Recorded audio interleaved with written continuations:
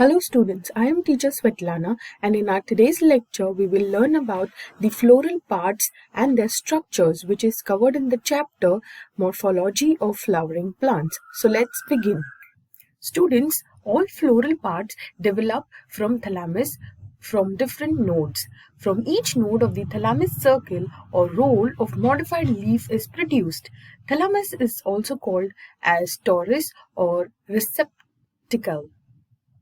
Thalamus is green in color, hence it can perform the process of photosynthesis. Now let us have a look at each of these floral parts. The first one is calyx, which is also represented as K in the floral formula. It is the outermost floral roll, and the individual members are known as sepals. Sepals are usually green in color and perform photosynthesis. If all the sepals are united, the condition is called as gamosepalous, and if they are free, then the condition is called as polysepalous. Here, have a look at this image here. This green structure is your calyx. Now, gamosepalous calyx is found in China rose and polysepalous calyx is found in Brassica. The main function of the sepals is to protect the inner floral parts in the bud condition. Sometimes sepals become brightly colored, petaloid sepals, and attract insects for pollination. We have example like canna, misenda, etc. Calyx, that is the sepals modified into hairy structures, are called as pappus. Such calyx help in dispersal of seeds or fruits. Example, saunches. Students, the next part is the corolla, denoted as C. It is the second floral roll from outside or the outer side and variously colored. The individual member is called as petal. Petals may be sweet to taste, possess scent, odor, aroma or fragrance, etc. Have a look at this image here. This is your corolla, the pink colored petals. The condition in which the petals are free is said to be polypetalous, example rose, and if they are fused, they are called as gamopetalous, example datura. The main function of the corolla is to attract different agents for pollination. Then we have the perianth. Many times the calyx and corolla remain undifferentiated. Such members are known as tepal. The roll of the tepals is known as the perianth. Have a look at this image here. This is your petal or the corolla and this is your sepal or the calyx. So when they are together, then it is called as the perianth. If all the tepals are free, the condition is called as polyphylous, and if they are fused, then the condition is called as gamophylous. Sepaloid perianth shows green tepals, while petaloid perianth brightly colored tepals. Example, lily, amaranthus, celosia, etc. It protects the other floral rolls. Petaloid tepals help in pollination, and sepaloid tepals can perform photosynthesis as they are green in color. Now students, we need to understand what is estivation. The mode of arrangement of the sepals, petals or the tepals in a flower with respect to the members of the same roll is known as estivation. Have a look at this image here. These are the different types of estivation, that is basically the arrangements of the petals on the thalamus. Then we have the epicalyx. It is an additional roll of the sepal-like structures formed by bracteole, which occurs on the outside of the calyx. These are 5 to 8 in numbers. It is a characteristic feature of the family Malvaceae. They are protective in function. Example, ladyfinger. Have a look at this image here. Here it is highlighted. This is your calyx, and here you have this additional green structure which is called as your epicalyx. Same way here you have the calyx and the epicalyx, this thin narrow leaf-shaped structure which is separate from the calyx. Now students, let us have a look at the reproductive roles of the flower. the previous ones that we saw were the accessory roles. Now these are the essential reproductive roles. The first one being the androecium, which is denoted as A. It is the third floral role from the outer side. Androecium is male reproductive part of the flower. The individual member is known as the stamen. If all the stamens are free, the condition is called as polyandrous, and if they are fused, there is either cohesion, that is fusion between members of a similar role, or there is addition, that is fusion between members of the dissimilar role. Have a look at this image here. You can see here, this is your stamen, which has the anther and the filament. This makes the male part.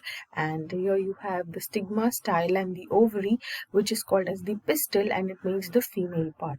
So let us have a look at the male part in detail first. Now students, let us have a look at the typical stamen, which shows three different parts. The first is the anther. It is the terminal position. Here, this is your anther. Anthers produce pollen grains. It is usually bilobed, bithecious. Bilobed is having two lobes. Tetralocular or tetraspongate structure. Tetraspongate structure means you have when you cut open the anthers, you can see four chambers which are the sporangia, where the pollen grains are produced. Example, datura. In some plants, it is monoecious, that is a single lobe is present. So this is a monoecious anther, and bilocular, which is bisporanginate structure. Example, hibiscus. So this is a dioecious anther. Then we have the filament. This long structure is called the filament. It is a stalk of the stamen and bears anther at its tip. It raises the anther to a proper height for easy dispersal of the pollen grains. Then we have the connective. This here is your connective. It is the continuation with the filament. So it is in continuation with the filament. So this is your filament, and here you have the connective. It is similar to the midrib and connects two anther lobes together and also with the filament. So this connective is connecting the two anther lobes together as well as connecting them with the filaments. Students, we have the cohesion of the stamens. When stamens are united by the filaments and the anthers are free, the condition is adalpy. Here, have a look at this image here. You can see that the anthers are free. This is a stamen of the hibiscus. Then we have adhesion of the stamen. When the stamens are united to the petals or the tepals, they are described as epipetalis. Example, datura, lily, etc. Here, these are the images of adhesion of the stamen. And this is what I was explaining. When they are inserted, the stamen is inserted between the corolla or the petals. Then we have syngenous and synandrous. When the anthers are united and the filaments are free, it is known as synergy. So you can see here the anthers are united but the filaments are free. Example, sunflower stamens are fused by both filaments and the anthers in the synandrous condition. Example, we have cucurbita. So where you have both the filaments and the anthers fused together. The next floral whorl is your gynoecium. It is the female reproductive part of the flower and is innermost in position. It is also known as the pistil. The individual member of the gynoecium are known as carpels. The number of carpels may be one to many. If all the carpels are fused, the condition is described as syncarpious, and if they are free, the condition is described as apocarpious. Here you can see that they are free, the carpels, so it is apocarpious, and if they are fused, then it is called as syncarpious. The polycarpillary gynoecium can be bicarpillary, that is 2 carpels, example datura, tricarpillary, 3 carpels, example cucurbita, and pentacarpillary, that is 5 carpels, example hibiscus, and so on. A typical carpel consists of three parts: the stigma, style, and ovary. Have a look at this image here. This is the stigma, this is the style, and this is the ovary. Stigma is a terminal part of the carpel which receives pollen grains during pollination. It helps in germination of the pollen grains. Stigma shows variation in structures to suit the pollinating agents. Style is a narrow thread-like structure that connects the ovary with the stigma. Ovary is the basal solen fertile parts of the carpel. Ovules are produced in the ovary on a soft fertile tissue called as placenta.